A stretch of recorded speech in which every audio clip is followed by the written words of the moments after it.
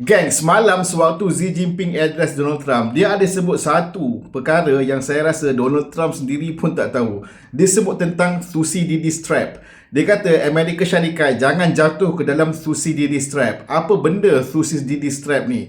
Thucydides Trap ni merupakan satu teori berkaitan politik yang telah diperkenalkan oleh Thucydides pada zaman Ancient Greece.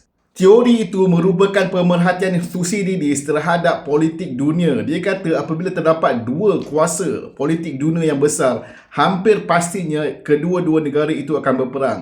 Ini merupakan pemerhatian Thucydides apabila Sparta yang semakin kehilangan taring dengan kebangkitan Athens.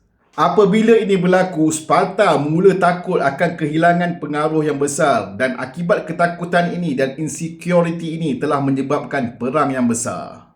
Hari ini ramai penganalisa mengatakan China dan Amerika Syarikat memasuki fasa ini disebabkan China punya ekonomi berkembang dengan pesat, teknologi makin baju serta tentera makin ramai.